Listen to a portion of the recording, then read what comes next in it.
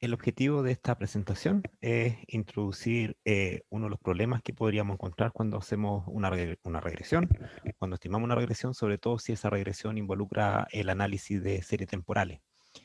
Y este problema se conoce con el nombre de autocorrelación. Voy a definir entonces lo que se entiende por autocorrelación, voy a explicar las potenciales causas que podrían estar generando la autocorrelación y cuáles son las consecuencias asociadas. Recordemos que uno de los supuestos clásicos del modelo de regresión lineal era que no existía autocorrelación.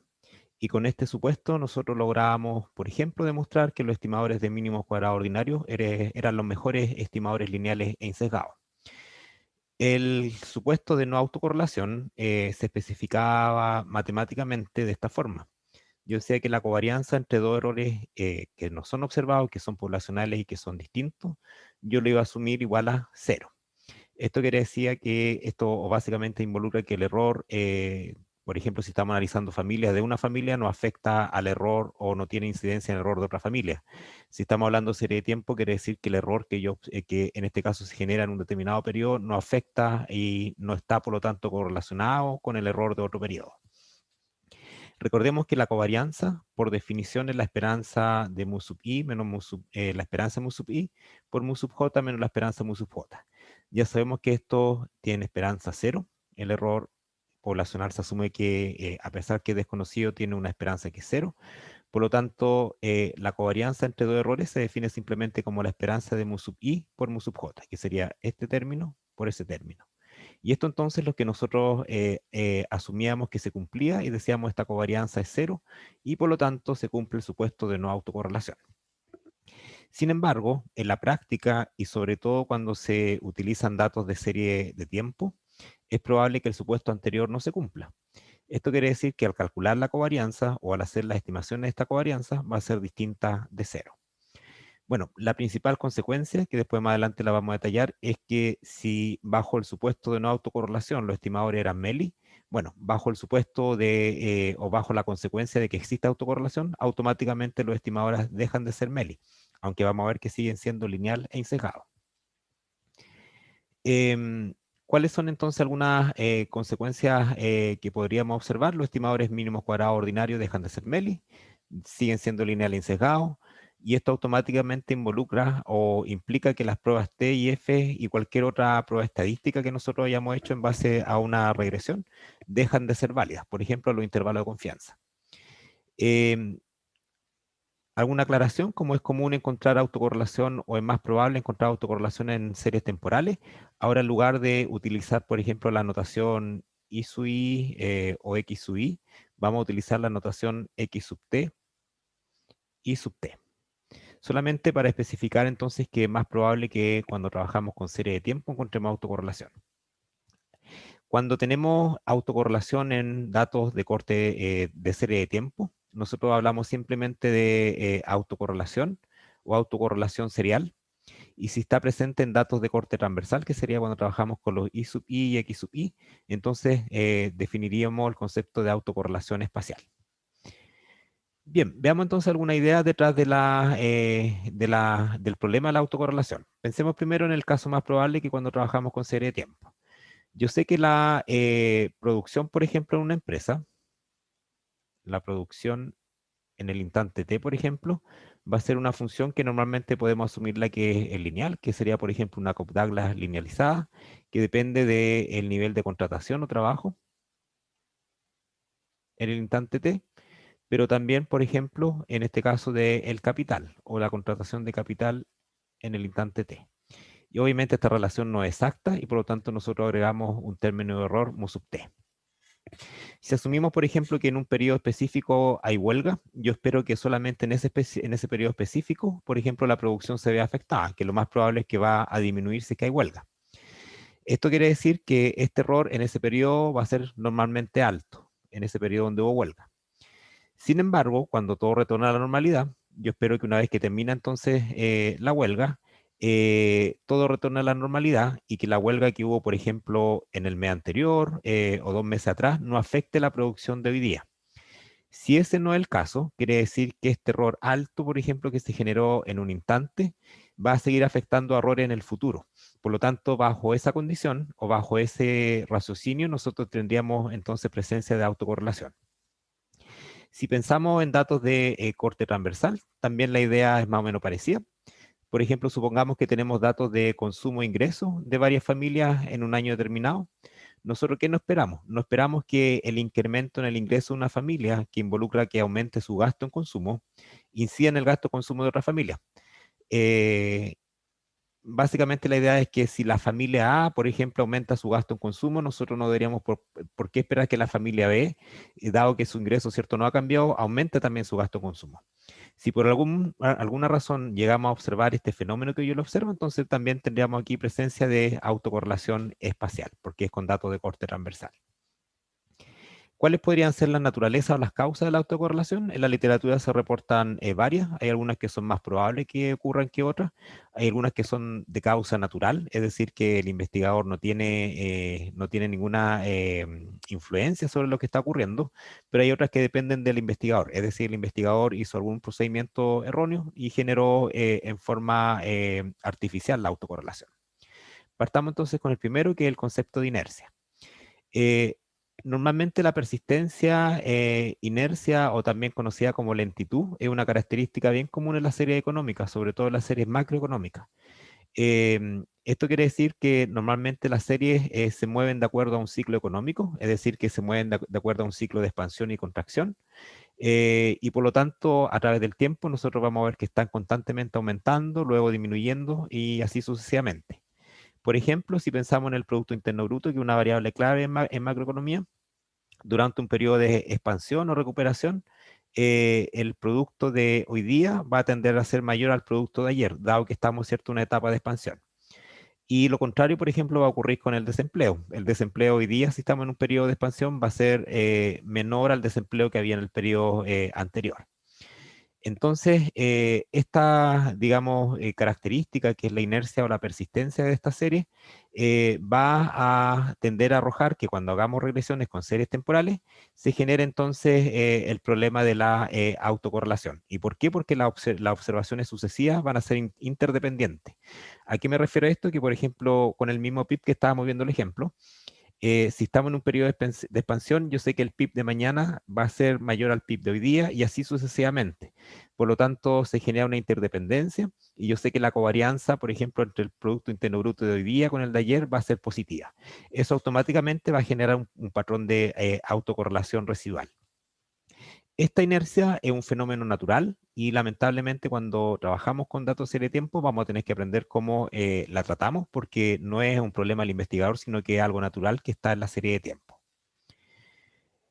El segundo causa que podría estar generando la autocorrelación es un sesgo de especificación o que también se conoce en este caso como variable excluida. Este es el caso cuando tenemos entonces una variable que por alguna razón debió haber estado en la regresión y por alguna razón la eliminamos o digamos, no la incorporamos.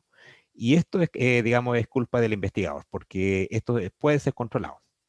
Entonces, frecuentemente cuando nosotros estimamos un modelo, no todas las variables relevantes son incluidas, por ejemplo, las independientes, porque se pensó que dicha variable no era importante o porque simplemente no estaba esa variable disponible cuando hicimos la regresión. Y esto, como vamos a mostrar, podría generar autocorrelación. Supongamos aquí por un ejemplo que el modelo que yo debía haber estimado era este de aquí, donde IT, que es la cantidad demandada de carne vacuno, se expresa por X2, que es, que es el precio de la carne vacuno, por X3, que es el ingreso de los consumidores, y por X4, que en este caso es el precio de la carne cerdo. Esto quiere decir que esta regresión es básicamente una demanda marshaliana que está siendo estimada. Pero supongamos que el modelo que se estimó es el que está acá abajo. O sea, este era el modelo a estimar y este fue el que se estimó, modelo estimado. Y si ustedes se fijan, la diferencia que existe entre los dos es que la variable x4 desapareció. Esto quiere decir que en el modelo nuevo, este error que se genera aquí, que le llame b sub t, va a ser una combinación de dos variables. Va a tomar en cuenta tanto el error del modelo original como la variable omitida. O sea que esta combinación se pasa a llamar b sub t, que es entonces lo que está escrito acá. Ahora, notar que si este beta 4 es significativo, quiere decir que el error en el nuevo modelo con error, porque de un modelo que tiene una variable omitida, se va a generar un patrón, digamos, falso de autocorrelación. El error no va a ser aleatorio como uno esperaba, sino que va a tener autocorrelación positiva o negativa. Quiere decir que por un periodo de tiempo el error va a estar creciendo, luego decreciendo y así en el tiempo. Por lo tanto, esto crea una falsa, digamos, percepción de autocorrelación. Y esto se debió exclusivamente al problema de la variable omitida. Bueno, ¿cuál sería la solución natural acá? La solución natural es tan sencilla como incluir la variable omitida, ¿ya? Que sería lo correcto. También hay una tercera causa que se llama sesgo de especificación, que es parecida al primero, pero acá no es una variable excluida, sino que acá es la forma funcional al momento de estimar un modelo que es la incorrecta. Nosotros sabemos de microeconomía que la función de costo marginal de una empresa, por ejemplo, costo marginal, y aquí tengo en este caso el tiempo, debe comportarse más o menos de esta forma. ¿Ya? Ese es lo que uno espera del costo marginal, que no sea totalmente lineal, sino que sea de tipo cuadrático. Entonces, en el tiempo, para representar, perdón, esto era un Q, en la producción. Entonces uno espera que esto más o menos sea la forma que tiene el costo marginal. Ahora, si esto lo llevamos al tiempo, uno debiese entonces estimar una función que no sea lineal, sino que sea de tipo cuadrática, de modo que al momento de obtener el costo marginal estimado, valga la redundancia en mi modelo, arroje esta forma cuadrática esperada. Es decir, que el modelo que uno debe estimar es este, costo marginal es beta 1 más beta 2 por la producción y más beta 3 por la producción al cuadrado. Entonces esto me daría esta forma que está escrita acá, o está graficada aquí.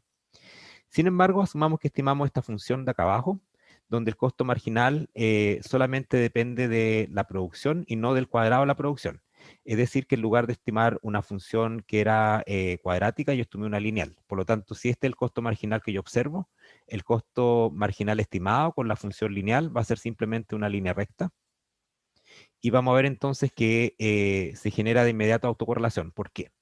Porque nosotros sabemos que el error que nosotros calculamos, llamémosle mu sub t,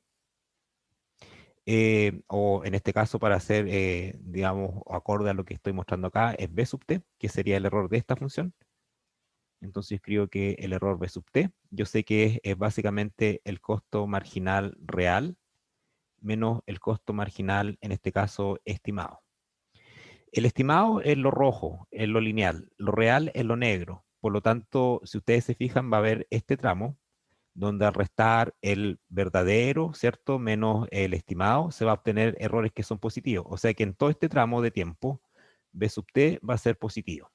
En este punto va a ser un 0 y luego cambia de signo. Ahora B sub t va a ser, ¿cierto? Negativo. ¿Y por qué? Porque va a ser la resta entonces entre lo real que está abajo lo estimado y lo estimado que está arriba. Y después nuevamente cambia signo en este tramo. Entonces con esto estamos creando un patrón de dependencia en el error y este patrón fue nuevamente inducido por el investigador por especificar en forma correcta la función a estimar. Nuevamente acá, ¿cuál es la solución? Especificar, ¿cierto? Y estimar la función correcta. Existe otro fenómeno que también podría ser, en este caso, problema al investigador, pero a veces también se tiende a asociar a problemas que son más naturales y que se conoce como el fenómeno de la telaraña. Y este ocurre cuando el valor de la variable dependiente en el momento t va a ser función o depende del valor de la variable independiente, pero en un momento anterior, por ejemplo, t-1.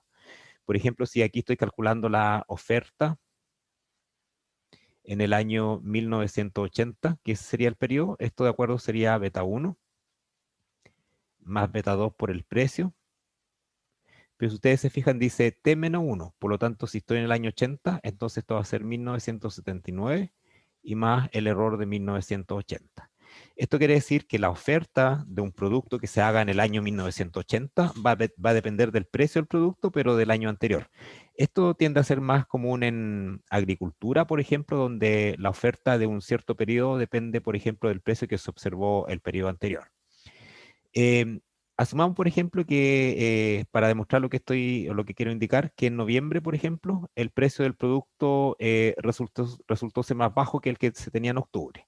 Esto quiere decir que el precio del periodo T, que es noviembre, va a ser más bajo que el precio que había en T-1, que era octubre, un mes anterior.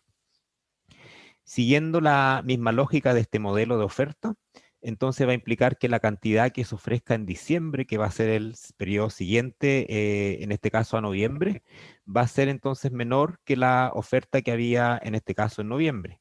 Por lo tanto, este patrón, si ustedes se fijan, es como una telaraña, porque va, ¿cierto?, moviéndose así como tal. Si ustedes se imaginan una telaraña, va a ir siguiendo la forma que uno ve en la naturaleza de esa telaraña.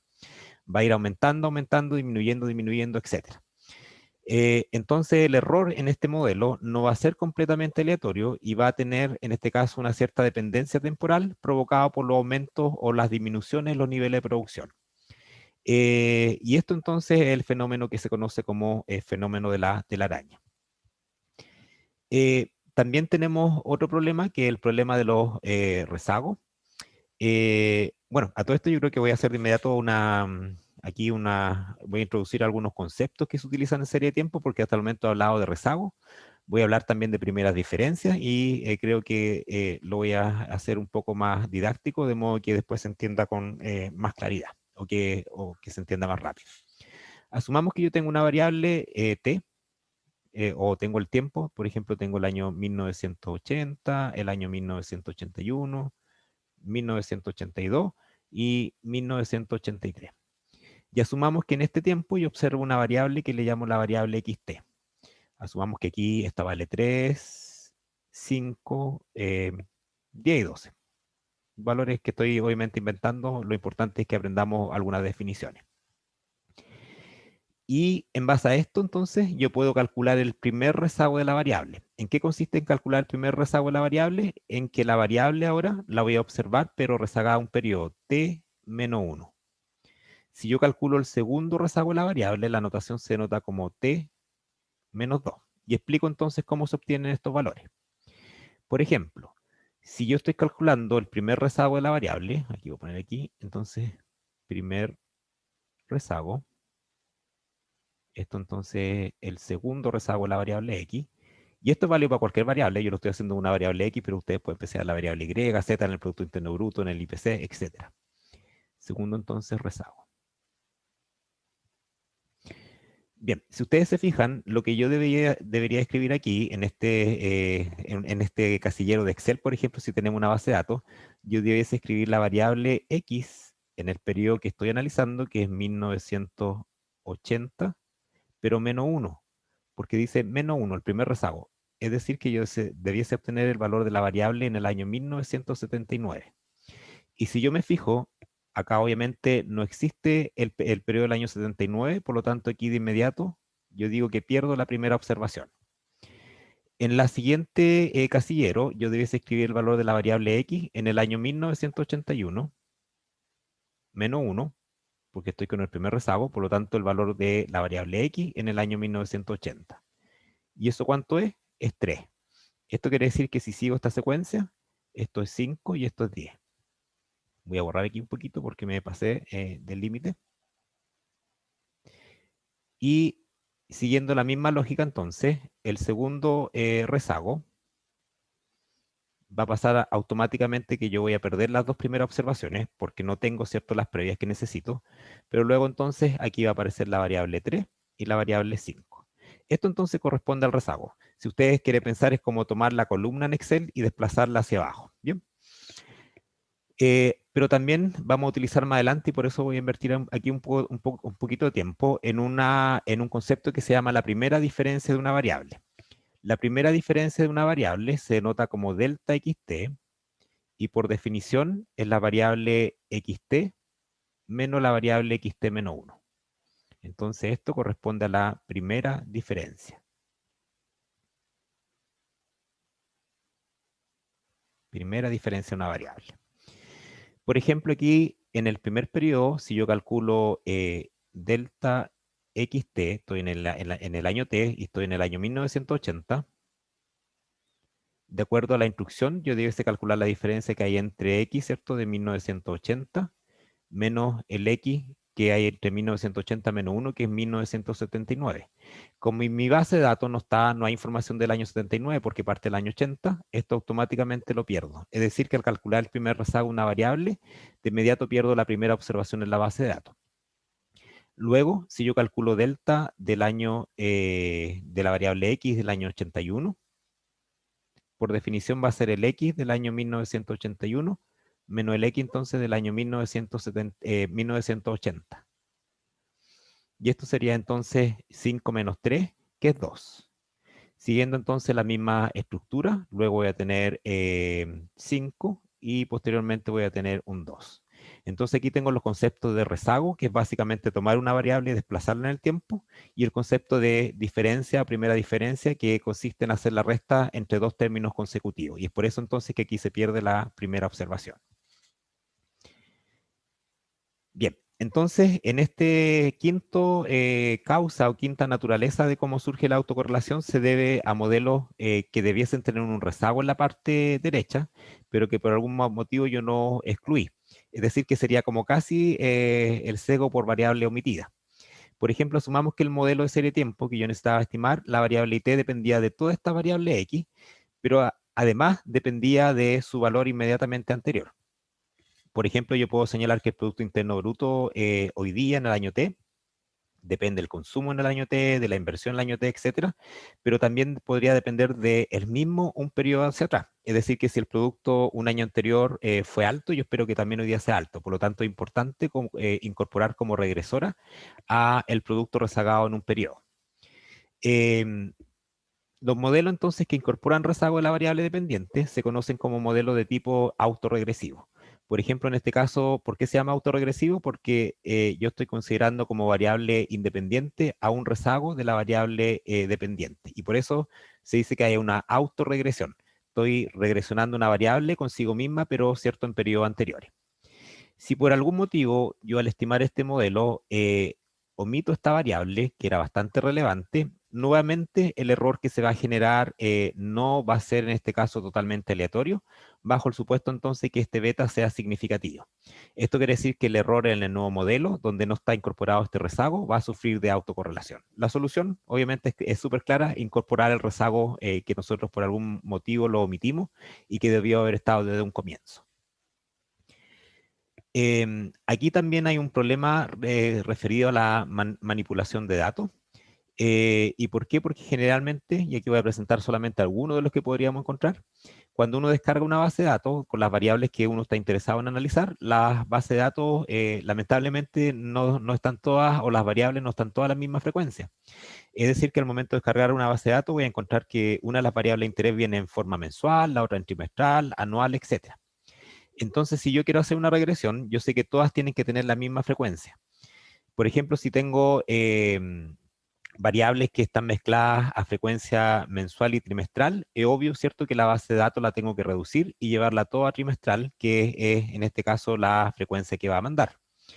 Y normalmente, ¿qué es lo que yo haría para calcular o para llevar variables que están en frecuencia mensual a trimestral? Lo más común que se hace es tomar, ¿cierto?, la información de enero, febrero y marzo, que sería lo mensual, dividirlo por 3 y obtenemos lo trimestral. Y ese sería entonces el valor de esa variable en el trimestre.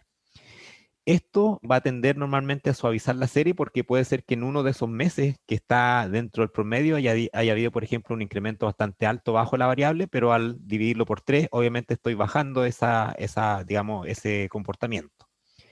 Esta suavización de una serie va a inducir un patrón sistemático en las perturbaciones o en el error del modelo, y con esto entonces se va a generar la autocorrelación. Es decir, que por el hecho de haber manipulado la base de datos y haberla llevado toda, por ejemplo, a frecuencia trimestral, es probable que en mi regresión se genere el problema de la autocorrelación. Hay otro tipo de transformación también de datos, que en este caso, bueno, aquí era manipulación porque obviamente, cierto, algo de frecuencia mensual o ya trimestral. Acá es transformación, que también es más o menos parecido, pero aquí ya la base de datos estaba dada y yo la tomé y hice alguna modificación. Em, Cuando trabajamos con serie de tiempo, es normal que nosotros transformemos, por ejemplo, los datos, que le apliquemos logaritmo natural, que tomemos las primeras diferencias, que fue el delta que expliqué anteriormente, porque ¿cómo podría yo interpretar la variable delta xt, que es xt menos 1? podríamos interpretarla, por ejemplo, como un crecimiento. Y nosotros sabemos que en economía nos interesa bastante ver cómo crece una variable y cómo ese crecimiento es explicado a lo mejor por el crecimiento de otra variable. Así que vamos a ver que es bastante común en serie de tiempo que en lugar de trabajar con la variable x, como viene a dar la base de datos, nosotros calculemos el crecimiento o la primera diferencia de esa variable. Por ejemplo, supongamos que el modelo a estimar era este, donde están las variables que se llaman en niveles, no están en primera diferencia. Y en este modelo, que es válido para todo t, obviamente, porque esto, ¿cierto?, tiene sub t, entonces esto es válido para todo t. Nosotros podríamos también entonces señalar que es válido en el periodo t-1. Es decir, que si yo escribo it-1 igual a beta 1 más beta 2, que son constantes, por xt-1 de la variable 2, vamos sub t-1. Donde el error lo vamos a asumir que se comporta en forma correcta, donde la esperanza es 0, la varianza es homocedástica. Recuerden que la varianza del error se calcula como mu sub t cuadrado. Y la covarianza es 0, es decir, no hay autocorrelación en este modelo base. Ahora, como yo sé que este modelo, ¿cierto?, se cumple en el periodo t y en el periodo t-1, y estas dos son igualdades, yo obviamente puedo restar estas dos ecuaciones. Por ejemplo, en la parte izquierda que va a quedar it menos it-1, en la parte derecha va a ser beta 1 menos beta 1, que es esta parte que está aquí. Luego junto estos beta 2, los factorizo y la resta que va a quedar va a ser xt2 menos xt menos 1, 2. Y posteriormente tendría la resta de errores mu sub t menos mu sub t menos 1. De acuerdo a la definición que dimos de primera diferencia, si ustedes se fijan, esta resta no es otra cosa que la primera diferencia de it. Este término obviamente desaparece. Aquí tengo este elemento que es la primera diferencia de la variable, aquí me falta un 2, xt2. Y aquí tengo la primera diferencia del error. Es decir, que el modelo que en este caso yo estoy escribiendo le llamo delta it igual a delta xt2 más delta mu sub t. Notar que en el modelo en primera diferencia la constante desaparece porque, cierto, aquí se restaron. Es decir, que yo si estimo un modelo en primera diferencia, no debiese poner, por ejemplo, la letra C en IBI, porque este modelo es un modelo sin constante, está en primera diferencia. Y este delta mu t va a pasar a ser entonces el error en mi nuevo modelo en primera diferencia. En el modelo base no había autocorrelación por definición como está definido aquí. Veamos entonces qué ocurre en este modelo en primera diferencia. El valor esperado del nuevo error, que es b sub t, no es otra cosa que el error de mu sub t menos 1, que esto recuerden que es delta mu t. Bueno, el error aquí, ¿cierto?, lo puedo descomponer, o la esperanza de operador lineal, lo puedo descomponer en dos partes, y yo sé que por definición este es 0 y ese es 0. Por lo tanto, el error en el nuevo modelo, que es bt en primera diferencia, sigue siendo 0. Veamos la varianza. La varianza b sub t, por definición, va a ser la varianza entre mu sub t menos mu sub t menos 1, que es delta mu t. Sabemos que la varianza es un operador pseudolineal, por lo tanto esto va a ser la varianza mu sub t más la varianza mu sub t menos 1 y más dos veces la covarianza entre mu sub t y mu sub t menos 1. Esto sabemos que automáticamente es 0 porque el error del modelo original no poseía autocorrelación, y esto que está aquí no es otra cosa que el sigma mu cuadrado. Esto entonces es sigma mu cuadrado y esto es sigma mu cuadrado. Por lo tanto, ¿cuánto va a ser la varianza del error en el nuevo modelo en primera diferencia? Va a ser 2 sigma mu cuadrado. Y esto es una constante. Por lo tanto, en el nuevo modelo tenemos dos cosas que son bastante buenas, que la esperanza del nuevo error es 0 y que la varianza es constante, por lo tanto es homocedástica. Y entonces nos queda ahora analizar qué pasa con la covarianza entre dos errores en periodo distinto. Bien, entonces la covarianza entre BT, por ejemplo, y BT-1, por definición sabemos que la esperanza de onda BT le resto su esperanza y a BT-1 le resto su esperanza. Esto ya sabemos que es 0 de acuerdo a lo que demostramos, y me queda entonces que simplemente va a ser la esperanza de BT por BT-1. Pero ¿qué es lo que era BT? Recordemos que BT por definición era mu sub t menos mu sub t menos 1, y aquí aparece la esperanza de BT menos 1, que es esto, ¿cierto?, con un rezago. Y por definición entonces esto va a ser mu t menos 1 menos mu t menos 2. Entonces si yo tomo esto que acabo de escribir y lo reemplazo aquí, esto va a ser la esperanza entre mu t menos mu t menos 1 por mu t menos 1 menos mu t menos 2. Si hago la multiplicación término a término, se obtiene entonces estos elementos que están acá. Y al aplicar la esperanza a los términos cruzados, que son este, por ejemplo, S y S, automáticamente esa esperanza es cero, porque recuerden que esto es la covarianza de los errores del modelo original y sabemos que es cero. Y el único término entonces que va a quedar como distinto a cero va a ser la esperanza de este menos mu sub t menos 1 cuadrado. Este menos sale de la esperanza, y yo sé que la esperanza de mu sub t cuadrado, independiente del tiempo, es sigma mu cuadrado. Por lo tanto, que acabo de averiguar que la covarianza entre b sub t y b sub t menos 1 es una constante que es negativa, entonces esto es menor que cero, y específicamente es distinto de cero que lo que nosotros esperábamos. Esto quiere decir que en el modelo, por haber hecho la transformación y haber estimado este modelo en primeras diferencias, este error que está escrito aquí automáticamente va a sufrir de autocorrelación. ¿Por qué? Porque la covarianza entre errores en periodos distintos, recordemos que esto es válido para todo t, va a ser en este caso distinta de cero. ¿Ya? También tenemos como última explicación de la naturaleza o causa de la autocorrelación la no estacionariedad de los datos.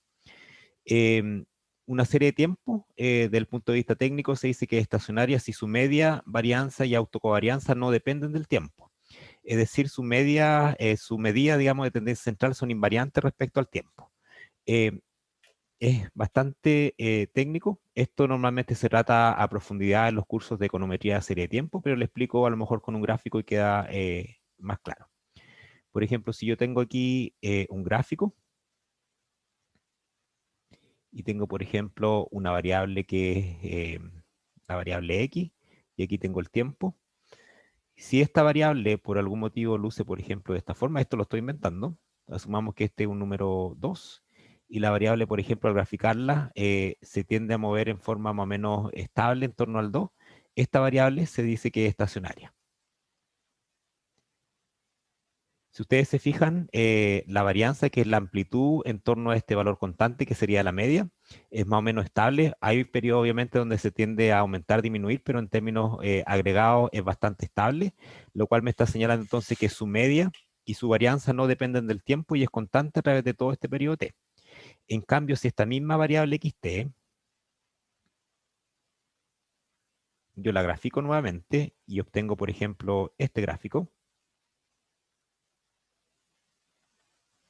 veo entonces que dependiendo del periodo que está analizando, su promedio es distinto. Por ejemplo, aquí, este sería el promedio, por ejemplo, de un periodo. Después, este sería otro periodo y este sería otro promedio. Esto quiere decir que una de las medidas más importantes de esta variable, que es la media, la esperanza en este caso va cambiando en el tiempo. Y esto automáticamente me implica que esta serie es no estacionaria. Es decir, que una serie que es de tipo estacionaria va a lucir generalmente de esta forma. Una serie que no es estacionaria, que es lo más común que nosotros veamos en datos, sobre todo macroeconómicos, va a lucir como el segundo gráfico, y por lo tanto estaríamos trabajando con una serie que no es estacionaria. Entonces, los modelos normalmente implican una regresión de una serie que es no estacionaria sobre otra serie que es no estacionaria. Por ejemplo, el análisis del Producto Interno Bruto en función del desempleo, o el análisis del Producto Interno Bruto en función del tipo de cambio, etcétera. Y lamentablemente, cuando nosotros mezclamos series que son no estacionarias, se va a generar un error o un residuo, donde ese residuo va a replicar estas propiedades. Es decir, el residuo se va a comportar de forma también no estacionaria. Es decir, que si ahora en este caso yo tengo, ¿cierto?, el residuo que yo haría de regresionar una serie como xt sobre otra serie más o menos parecida, va a replicar este patrón de no estacionariedad. Es decir, que nosotros esperábamos o esperamos que si el residuo no sufre de autocorrelación, el residuo en una regresión, llamémosle mu, si el residuo no sufre de autocorrelación, nosotros debemos esperar también que se comporte en forma estacionaria como esta, con una media centrada en cero y con movimientos que no se alejen tanto de su media, es decir, que también tengan una varianza constante. En este caso, el error sería estacionario y no tendría autocorrelación. Entonces, este sería un error sin autocorrelación, ni positiva ni negativa. Bien, entonces, en términos de la regresión, ¿qué es lo que va a pasar cuando tengamos una regresión que tiene, donde el residuo presenta entonces autocorrelación? Es probable que nuestra varianza en los residuos, que nosotros ya sabemos que la podemos calcular de esta forma, va a subestimar a la verdadera varianza, es decir, que va a ser más pequeña que la verdadera, en presencia de, ¿cierto?, de no autocorrelación. Dado lo anterior, es probable que se sobreestime el R cuadrado. Es decir, que si tenemos una regresión donde el R cuadrado me da muy alto, no es cierto motivo de alegrarse decir que yo ajusté muy bien un modelo, sino que potencialmente el R cuadrado podría estar siendo sobreestimado debido entonces a la presencia de autocorrelación. Bueno, basado en los mismos puntos anteriores, es probable entonces que la varianza de los estimadores subestimen a la verdadera varianza, es decir, que la varianza beta 1, la varianza beta 2 es más pequeña que la verdadera. ¿Esto qué es lo que está haciendo? Podría mostrar patrones falsos de significancia. Recuerden que cuando la varianza de un estimador es más pequeña, el valor T calculado es más alto, lo cual, cierto, indicaría que la variable tiende a ser más significativa. Sin embargo, eso podría estar ocurriendo netamente por el problema entonces de la autocorrelación. Bueno, y todo esto lleva como consecuencia general que cualquier prueba estadística que yo aplique en la regresión, prueba F, prueba T, intervalo de confianza, prueba de significancia individual, etcétera, dejan de ser automáticamente válidas. Por lo tanto, el siguiente paso cuando uno tiene una regresión con serie de tiempo es aprender a detectar la presencia de autocorrelación y si aparece la presencia de autocorrelación, aprender en este caso a solucionarla.